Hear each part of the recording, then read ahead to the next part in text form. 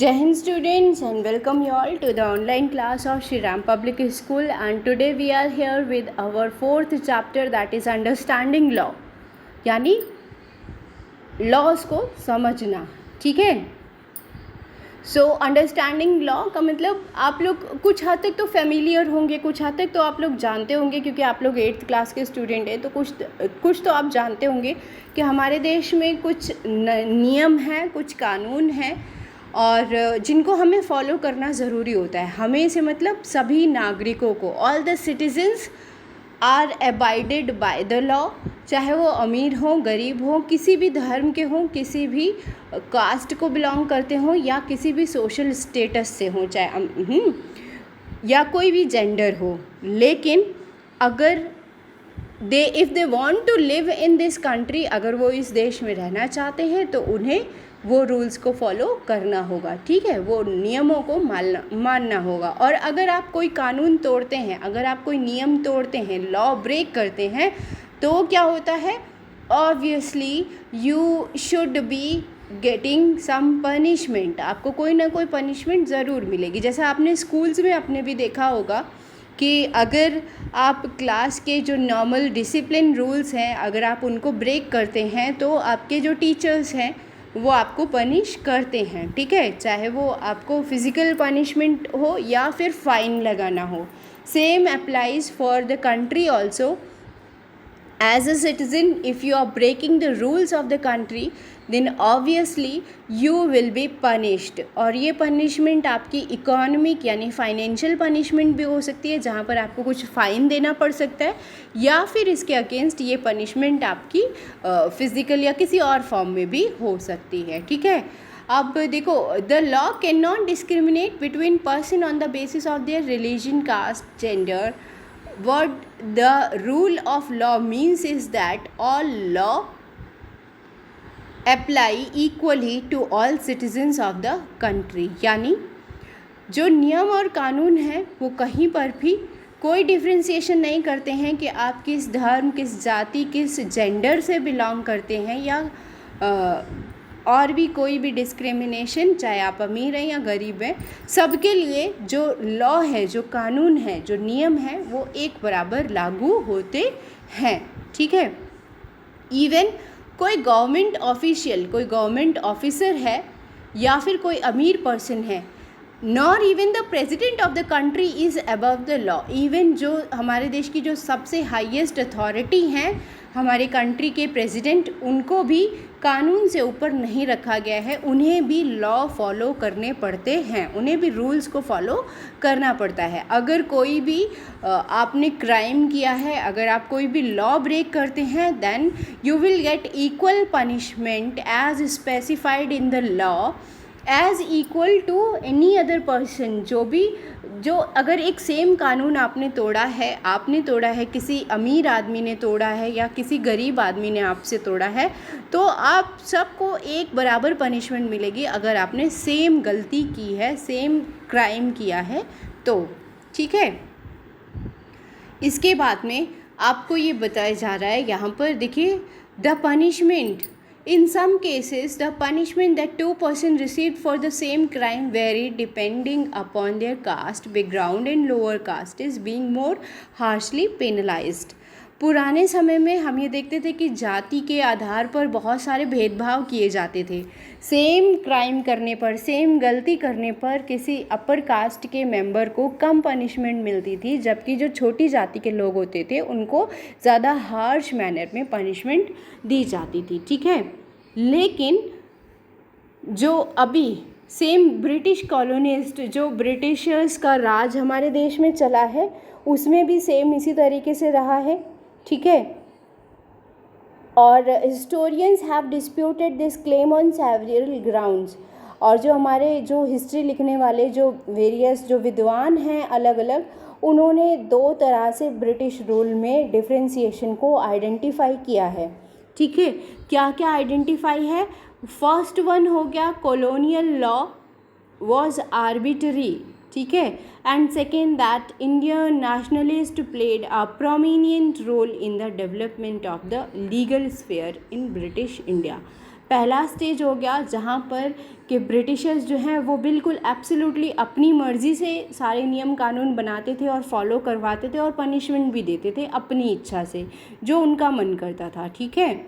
और जो दूसरा स्टेज था, जो दूसरा स्फेयर था, वहाँ पर जो हमारे फ्रीडम फाइटर्स थे, जो हमारे उस टाइम के फ्रीडम स्ट्रगलर्स थे, उन्होंने बहुत हद तक संघर्ष करके अंग्रेज़ों की इस पॉलिसी को बदला और कुछ हद तक इक्वालिटी का जो रूल था वो लाने की कोशिश की। One example of arbitrariness that continue to exist as a part of British law is the sedition act of 1870, ठीक है। और अपनी ज़बरदस्ती मनवाने का ब्रिटिशर्स का एक एग्ज़ाम्पल जो है वो सेडिशन एक्ट 1870 है। और इसमें क्या कहा गया था, इसमें ये कहा गया था, the idea of sedition was very broadly understood within this act.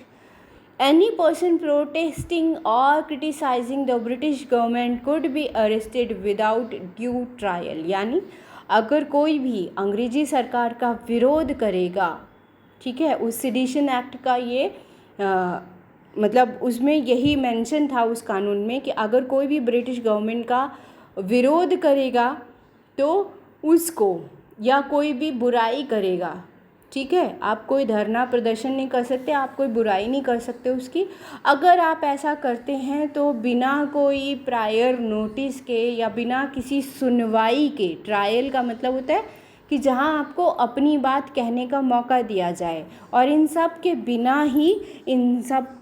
बिना ही क्या कर दिया जाता था, पनिशमेंट दे दी जाती थी, अरेस्ट कर दिया जाता था। Indian nationalist begin protesting and criticising this arbitrary use of authority. और जो ब्रिटिशर्स के इस रूल का उस समय के नेताओं ने बहुत हद तक विरोध किया, बहुत तगड़ा विरोध किया, और उन्होंने बहुत बड़े लेवल पर इसका मूवमेंट चलाया, ठीक है। और आखिरी में ये जो नियम था ये कुछ हद तक फिर बदला गया, ठीक। They begin to use law to defend the legal right of Indians. और ब्रिटिशर्स का मेन जो मुद्दा होता था कोई भी नियम कानून बनाने का, वो ये होता था कि वो अल्टीमेटली वो ये चाहते थे कि जो हम भारतीय लोग हैं वो किसी भी तरह से, मतलब हमारे जो बेसिक फंडामेंटल राइट्स हैं वो हमें ना मिले, और हम लोगों को वो किस तरह से एक्सप्लॉइट कर सकें, हम लोगों का हैरेसमेंट किस तरह से ज़्यादा कर सकें, ठीक है।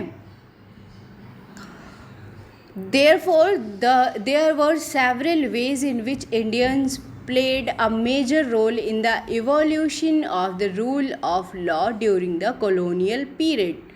और इसलिए कुछ अलग अलग तरीके हैं जिसकी वजह से हम भारतीय लोगों ने जो कानून बनाने की जो एक सही प्रोसेस है उसकी तरफ मूव ऑन करना शुरू किया। कब से? जब से अंग्रेज़ों का शासन था, जब से हम गुलाम थे, जब से हम कॉलोनियल पीरियड के टाइम में थे, तभी से, ठीक है। और फिर धीरे धीरे देश आज़ाद हुआ, हमारे देश का संविधान बना, कॉन्स्टिट्यूशन बना। With the adaptation of constitution, this document served as the foundation on which representatives begin making law of the country. जैसे ही हमने संविधान को बनाया तो हमारे जो उस टाइम के जो देश के नेता थे उन्होंने जो हमारे कॉन्स्टिट्यूशन के बेसिक प्रिंसिपल्स हैं उनके आधार पर आगे नियम यानी लॉज बनाने शुरू कर दिए, ठीक है। क्लास 6 की बुक में एक चैप्टर में हिंदू सक्सेशन अमेंडमेंट एक्ट 2005 बताया गया था, जिसके हिसाब से क्या है, according to this new law sons, daughters and their mothers can get equal share of family property. इस नियम के हिसाब से, इस रूल के हिसाब से एक परिवार में एक जो बेटे हैं, सन्स मतलब जो भी बेटे हैं, बेटियां हैं, और मदर, उनकी मदर जो हैं, उन सब का उस परिवार की प्रॉपर्टी में बराबर का हिस्सा होगा, इक्वल शेयर मिलेंगे उन सबको, ठीक है। पहले क्या होता था, सिर्फ बेटों को प्रॉपर्टी में शेयर दिया जाता था और बेटियों को या मदर्स को कोई शेयर नहीं दिया जाता था। लेकिन 2005 में जो हिंदू सक्सेशन अमेंडमेंट हुआ उसमें सबको बराबरी का अधिकार दिया गया फैमिली में। और इस तरह से नए नए नियम कानून हमेशा बनते रहते हैं ताकि हमारे देश में जो लोग हैं वो इक्वालिटी के साथ सभी, चाहे वो कोई धर्म हो कोई जाति हो, वो समानता के साथ अपने आप को प्रोटेक्टेड फील करते हुए रह सकें। ठीक है। सिमिलरली पोल्यूशन कंट्रोल करने के लिए भी एक्ट बना। New laws have been enacted to control pollution and provide employment. रोज़गार देने के लिए भी नया नियम, नया कानून बना।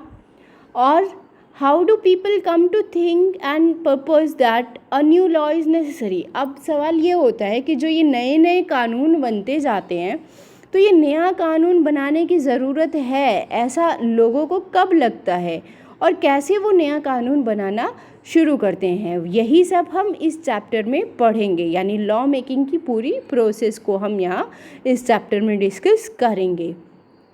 ठीक है। तो ये लॉ मेकिंग की प्रोसेस हम डिस्कस करेंगे फ्रॉम आवर नेक्स्ट क्लास। आज की क्लास के लिए इंट्रोडक्शन के तौर पर इतना ही, and today I want to conclude my class here. The next lecture we will start from this topic, how do new laws come about। नए कानून किस तरह से बनते हैं, यानी लॉ मेकिंग की पूरी प्रोसेस किस तरह की होती है, वो हम अपने नेक्स्ट लेक्चर में डिस्कस करेंगे। और भी कुछ चीज़ें अपने देश के कानून यानी लॉ सिस्टम के बारे में हम अगले लेक्चर में इस चैप्टर को पढ़कर समझने की कोशिश करेंगे। So for today that's all for now.